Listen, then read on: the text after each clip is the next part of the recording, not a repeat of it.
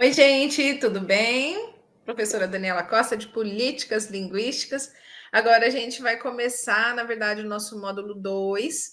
Então, se a gente pensar no módulo 1, a gente fez uma introdução às políticas linguísticas, isso é, como é que o conceito se organizou, qual que é o campo de estudo, como é que os estudos começaram, né? Noções importantes de política e planejamento linguístico, perspectivas distintas de teóricos, né, que contribuíram para a definição desse campo de estudos. E agora, no módulo 2, a gente vai ver uma coisa muito importante, que são direitos linguísticos e minorias. Né? Na verdade, por quê? Porque a gente viu que as políticas linguísticas elas lidam com a relação na sociedade entre línguas distintas, entre línguas e variedades distintas. Então, uma discussão muito pertinente da área é pensar nos direitos linguísticos de minorias. Quem são essas minorias? Como é que essas línguas, a gente viu lá antes no Calvé, que essa diglossia é uma situação não harmoniosa, né, conflituosa entre uma língua dominante e uma língua dominada. Então, como é que essas relações se dão? O que está em jogo nessas relações de minorias linguísticas? É o que a gente vai ver no módulo 2. Esse primeiro texto que a gente vai trabalhar é do Lagares, tá? Que ele traz de novo essas noções de bilinguismo, diglossia e conflito linguístico. Porque se a gente pensar lá, a gente já viu que políticas linguísticas elas são relacionadas à política e são relacionadas a ideologias. Então, pensando nisso, Lagares ele já começa esclarecendo que ser minoria não é uma questão numérica. As minorias existem sempre em relação a uma posição hegemônica dada. Por isso, o Lagares prefere falar em línguas em situação minoritárias ou simplesmente línguas minorizadas, para se referir aos idiomas que não dispõem dos equipamentos a serviço das línguas hegemônicas, ou bem às situações em que uma língua se encontra à margem das estruturas de poder. É interessante a gente pensar sobre isso, por exemplo. Por quê? Porque quando a gente fala em minoria, não é um número X de falantes que é menor do que o número I de falantes da língua Y. É só a gente pensar, por exemplo, na época da colonização do Brasil. Quantas línguas indígenas e quantos indígenas falando línguas indígenas havia no país na época da colonização? Mas qual foi a língua hegemônica? A língua portuguesa, que tinha muito menos falante. Mas por quê? Isso não dizia respeito à quantidade numérica de falantes, mas às estruturas de poder daquela sociedade. Então, você tinha o quê? Na época da colonização, documentos, o Estado, as pessoas que eram hierarquicamente na sociedade, que fossem superiores, eram falantes de que língua? Então, é por isso que o Lagares ele prefere falar em línguas minorizadas ou em situações minoritárias. Por quê? Porque essas línguas que não dispõem de equipamento a servir, que não dispõem dos equipamentos a serviço das línguas hegemônicas, né? Estão à margem do poder. Então, por exemplo, a gente tem municípios amazônicos em que línguas indígenas são faladas por mais pessoas, por mais falantes, inclusive do que a língua portuguesa, ou em maiores contextos, né, em maior número de contextos.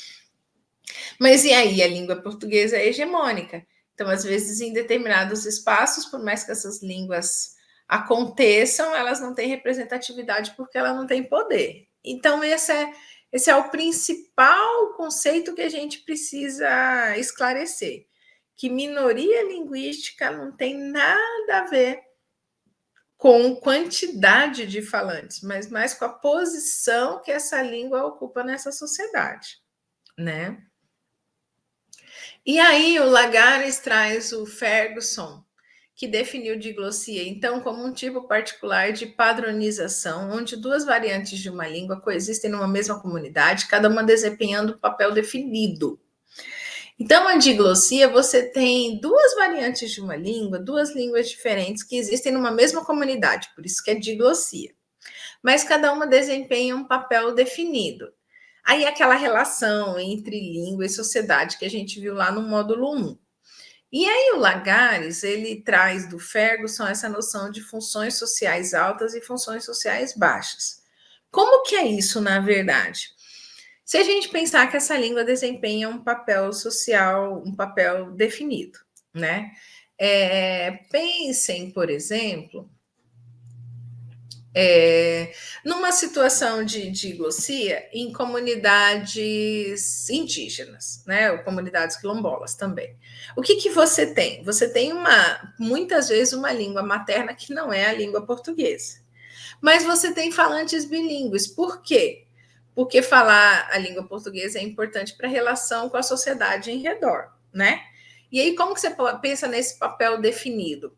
Quando eu estou falando lá com a minha mãe, com meu filho, com meu tio, eu estou falando na minha língua materna. Quando vai o agente de endemias, por exemplo, né? Vai ver se tem foco da dengue. Ele vai ser falante de língua portuguesa. Então, eu vou lá e penso que qual que é o papel definido? É para eu falar com uma instância estatal, alguma coisa assim, e eu faço essa troca.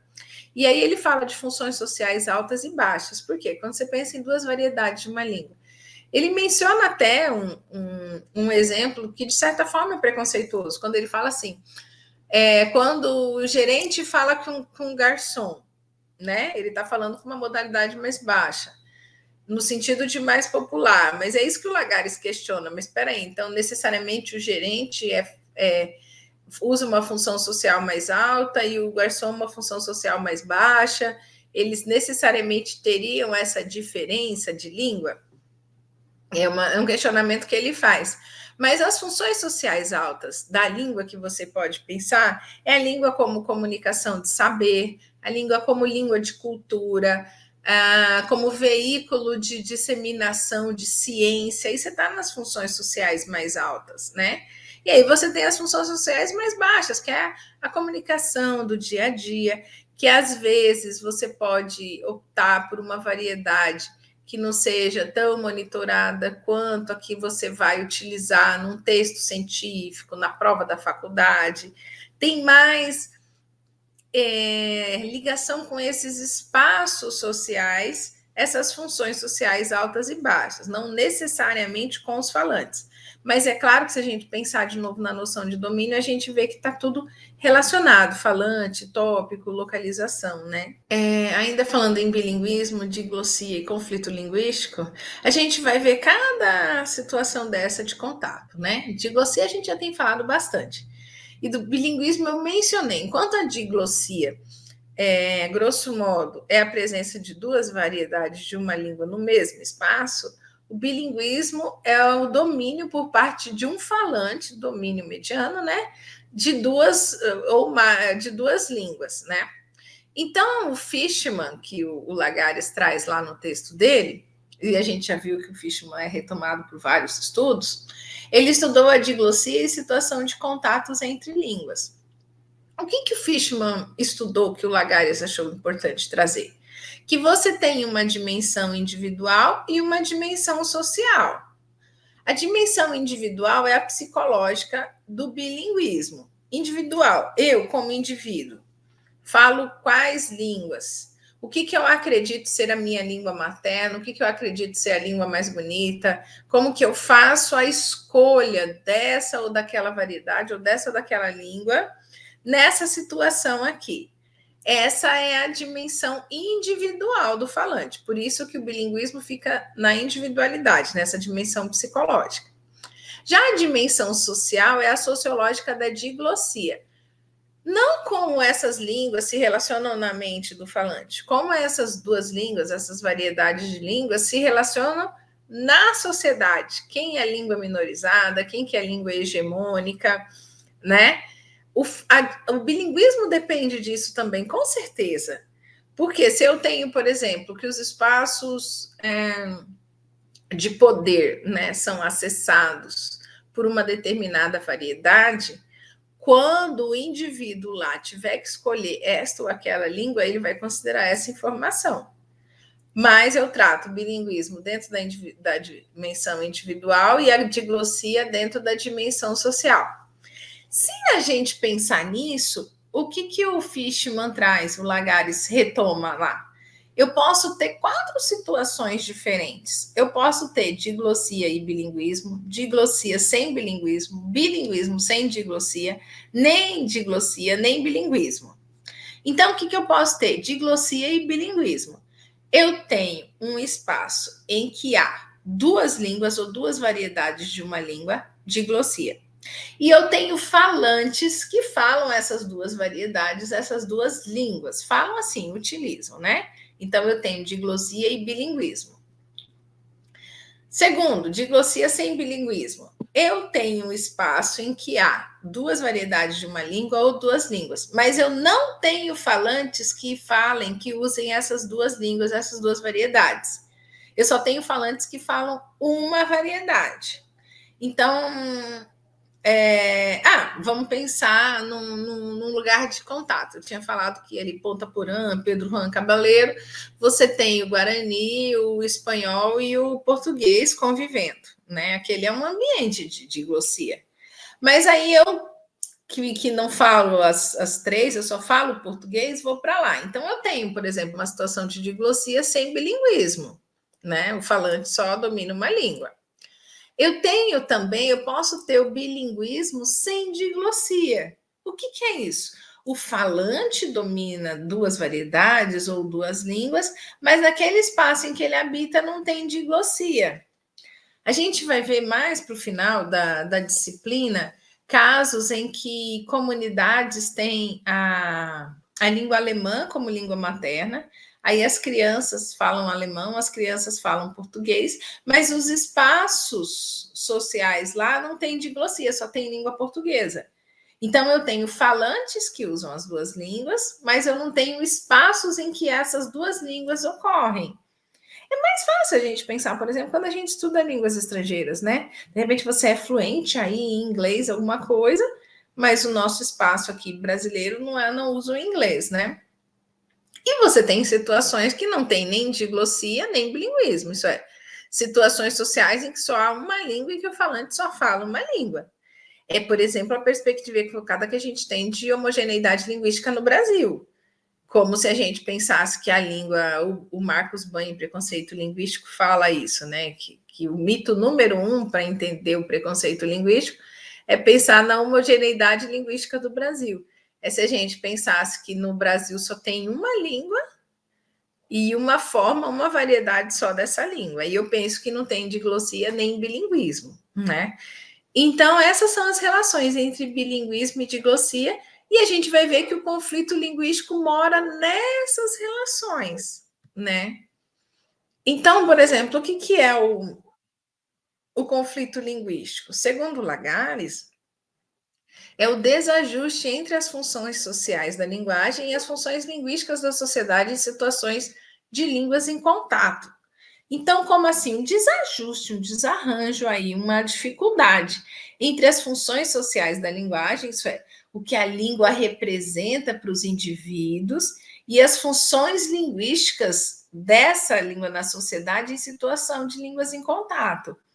Então, o que essa língua representa? Mas quais são as funções linguísticas? Isso é, como ela é vista, em que espaços ela ocorre. Aí se dá o conflito linguístico. Se a língua é importante para mim, se é minha língua materna, mas ela não tem função nenhuma na sociedade, ela não é reconhecida como língua, eu não consigo falá-la em lugar nenhum. Pensem, por exemplo, no conflito linguístico que diz respeito a Libras. Ela é língua cooficial, né? Então, ela merece todos os espaços da língua hegemônica, da língua portuguesa. Aí tá, será que a gente tem intérprete de Libras em todos os espaços sociais? Na escola, na igreja, na defensoria pública, no posto de saúde, né? Então, olha só a função social da linguagem e as funções linguísticas da sociedade, né?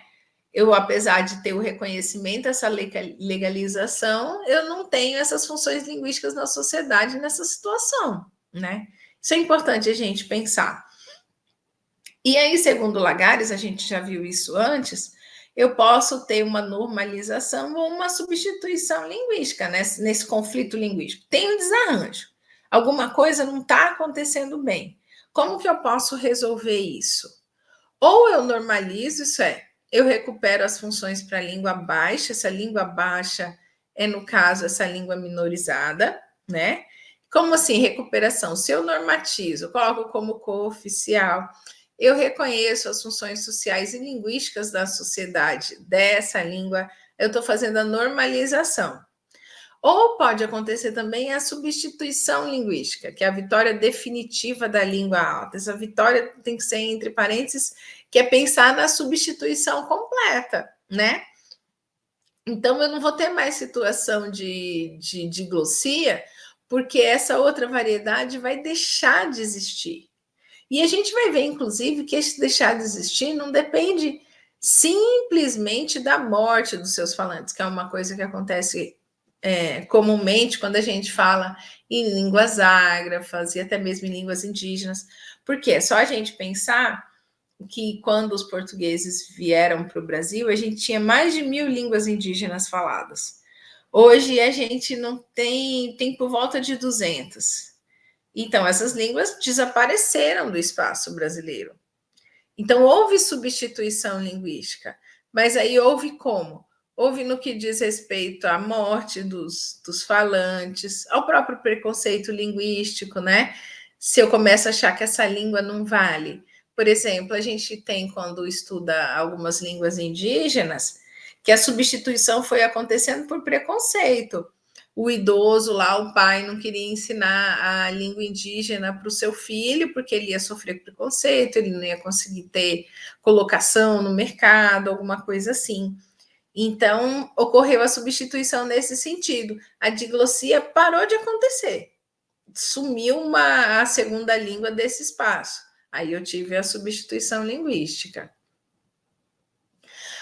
E aí o Lagares, ele retoma aquela ideia de política linguística como política.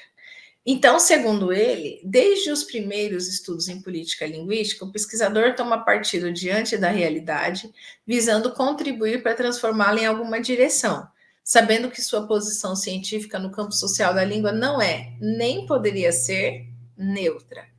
Isso é interessante de a gente pensar, porque a gente sempre fala que a ciência é neutra, é imparcial, mas quando você trabalha com política linguística, você tem uma perspectiva multilingüe de respeito às variedades de línguas, ou as variedades que existem numa sociedade. Essa é a sua posição. Ela não é neutra. Aí, para mim, tanto faz ter ou não ter diglossia. Não, eu acho importante que haja esse convívio e que ele seja harmonioso entre línguas, entre variedades de uma língua. Então, é por isso que esse pesquisador ele toma partido. Por quê? Visando contribuir para transformá-la em alguma direção. Para transformá-la no sentido de respeito, de normalização, de lidar com a planificação do corpus, e aí para chegar na planificação do status da língua, né? Sabendo que essa posição nunca vai ser neutra. Isso é que é importante a gente pensar. E aí, o Lagares, ele traz também no seu capítulo outro estudo, que é do Liniolis, que pensa em que nas esferas em que acontece o conflito linguístico. Então, a gente viu bilinguismo, diglossia, e agora a gente está vendo melhor esse conflito linguístico. Por quê? Porque a gente viu que é uma situação desajustada, né? Uma desarmoniosa entre as variedades de uma língua, entre duas línguas. Mas o Niniolis, trazido pelo Lagares, ele pensa que esse conflito acontece em 4 esferas, quais sejam: esfera governamental, educativa, religiosa ou laboral. Por quê? Pensem no conflito linguístico na esfera governamental. O governo acredita que a diglossia não é boa para o Estado brasileiro, por exemplo. A gente vai até ver depois no módulo 3 uma situação em que se questiona, né, a unidade nacional por meio da língua e o prejuízo da língua com a variedade, se esse falante não entende o outro falante. Então, é uma perspectiva governamental, né? E o conflito linguístico acontece. E aí a gente pensa que o governo, né, esse caráter estatal, é o responsável pela gestão linguística, a gente vê como que esse elemento, o elemento estatal, é fundamental nas soluções ou mesmo na acentuação dos conflitos linguísticos, né? Para tornar mais acentuada ainda. Mas, além disso, um braço do governo também na gestão linguística, que a gente até viu no módulo anterior, é a esfera educativa. Por quê? A gente já viu que a escola é um fator essencial para a gestão da linguagem, mas também é uma representação dessa sociedade multilingüe. Mas por que é fator essencial para a gestão?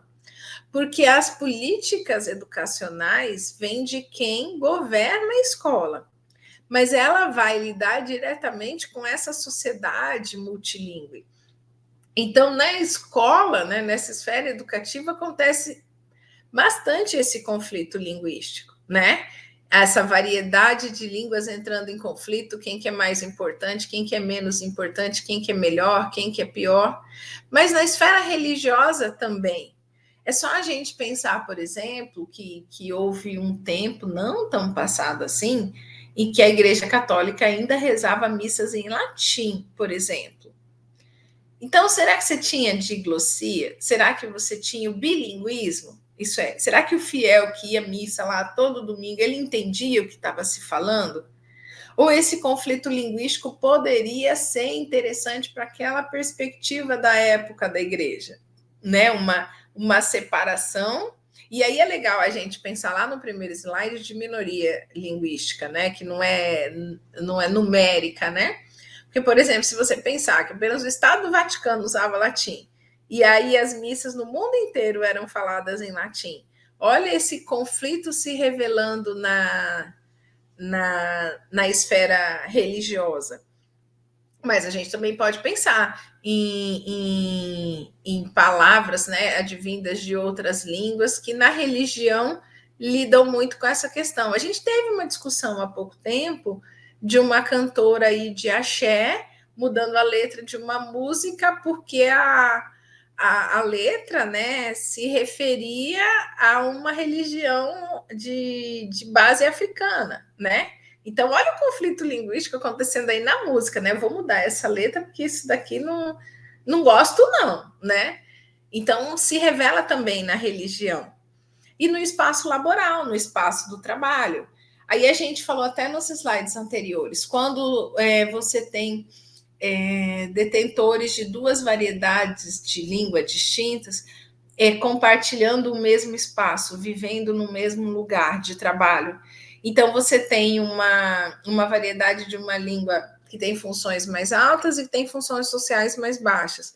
E isso acontece no espaço do trabalho, né? Quando você tem falantes de variedades distintas de língua. E como que esse conflito se organiza? Eu quero que essa convivência entre essas variedades seja harmoniosa ou não. E a gente tem visto que normalmente não é, né? Aí, o Lagares traz as formas de repressão linguística também. Como é que essa minoria virou minoria? Ou como é que ocorre a substituição, né?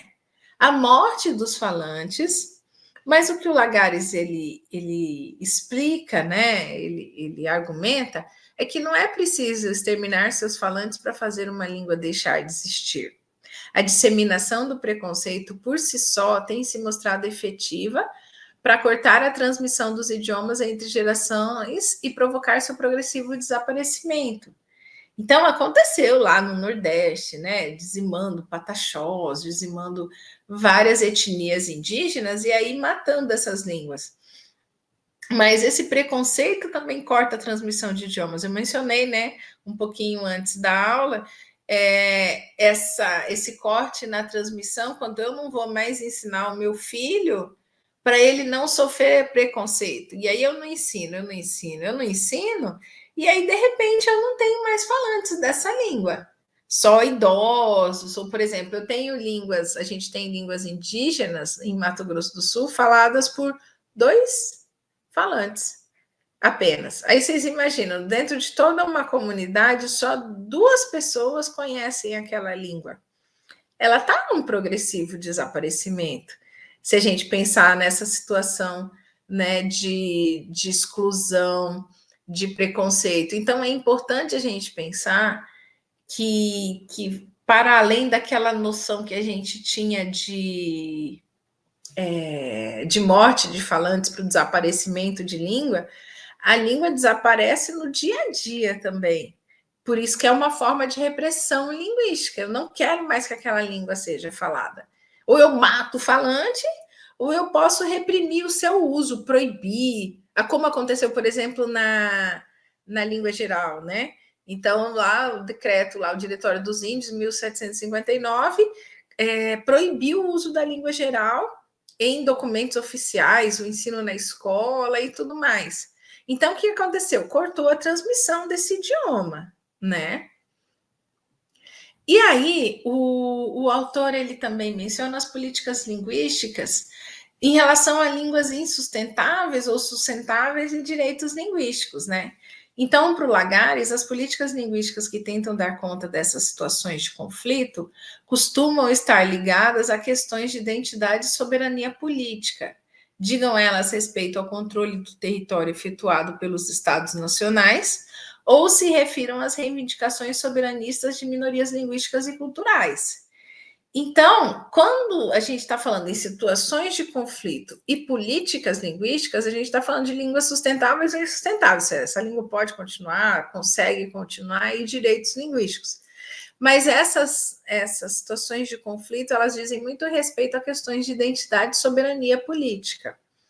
Isso é, o controle do território efetuado pelos estados nacionais, e isso é interessante a gente pensar, que lá no começo, os pesquisadores europeus que pensavam lá nas questões pós-coloniais, eles estavam pensando também nesse controle efetuado pelos estados nacionais. Quando chegava na França, por exemplo, um falante, sei lá, de polonês, né, que estava fugindo da guerra, eu queria controlar, eu ia permitir que o polonês fosse falado, mas qual variedade? E só tinha uma variedade, só chegou de um lugar. Então, essa noção de identidade e soberania política lida com essas questões, mas se referem também às reivindicações soberanistas de minorias linguísticas e culturais. A gente não viu que quando um grupo está reivindicando o direito a uma língua, não tem uma questão identitária, de papel social, de representação, né, dessa língua em relação a esse falante, a sua comunidade, a sua cultura. Por quê? A gente já falou também em outros momentos que a língua faz parte dessa noção de exprimir crenças, pensamentos. Então, digamos que você vai dar uma receita, por exemplo, de família, que é importantíssima para aquela sua comunidade. E aí, os nomes dos ingredientes dizem respeito a que língua, né? E isso é importante para você, suas crenças religiosas mesmo, né? Suas tradições. Como é que isso acontece? E isso é uma necessidade soberanista de minorias linguísticas e culturais. Então, isso são reivindicações soberanistas de minorias linguísticas, né?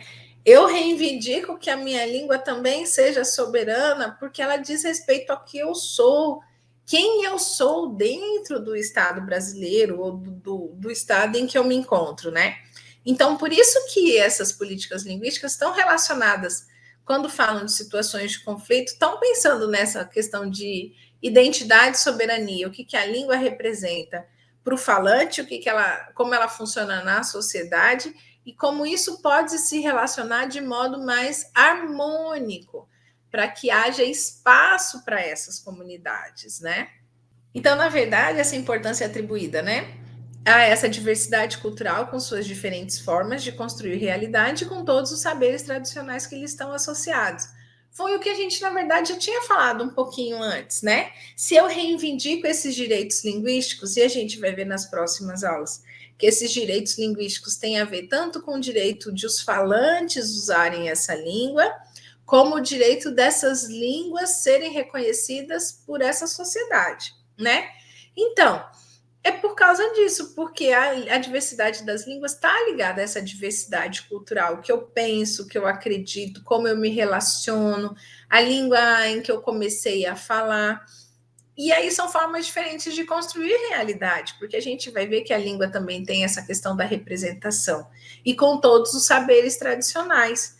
Por quê? Porque se eu substituo uma língua, se eu mato uma língua, eu vou estar também matando, fazendo desaparecer todo um arcabouço cultural de sabedoria, de saberes tradicionais que não serão retomados nunca mais. Então, é por isso que a gente precisa respeitar essa reivindicação dos direitos linguísticos e discutir direitos linguísticos e minorias, né? Então, do que depende a sobrevivência das comunidades linguísticas em situação minoritárias? Por que defender o multilinguismo? A gente acabou de falar, né? Porque é uma sociedade multilingüe, ela é mais justa, ela representa as identidades linguísticas e sociais, ela dá espaço para a diversidade linguística, que traz essa diversidade cultural inserida nela, né? Então, o que o Lagares ele menciona como equívocos relacionados ao tema de políticas linguísticas, né? Despolitizar a questão linguística. A gente precisa entender que a questão linguística ela é política, sim. Por quê? Porque se eu penso que língua é mais importante, que é menos importante, quem representa uma sociedade? Que sociedade é essa que eu quero que eu quero que seja representada pela língua, né? Isso é uma discussão política, não tem como negar. E segundo Lagares, outro equívoco é entender que a intervenção política sobre a realidade linguística das comunidades minorizadas descaracterizaria as línguas. É aquele pensamento equivocado de se eu cooficializar uma língua, eu vou estar enfraquecendo a língua hegemônica, vou estar descaracterizando, tornando a língua algo amorfo. Não tem essa relação. Quando eu estou reconhecendo, faço uma intervenção política sobre a realidade linguística das comunidades minorizadas, eu estou fazendo reconhecer aquela língua minorizada como representante de identidades. Mas, hora nenhuma, eu estou querendo que ela substitua a língua hegemônica. É isso que precisa ficar muito claro na luta pelas políticas linguísticas e nessa politização dessas discussões. É isso que a gente precisa entender. Então, como a ordem linguística está associada à ordem social, um sentido mais amplo, qualquer mudança em direção a uma maior igualdade entre os falantes constitui em si mesma uma transformação social que modifica as relações entre os sujeitos. É por esse motivo que o mundo multilingüe é um mundo sempre mais justo. É isso que é importante a gente pensar.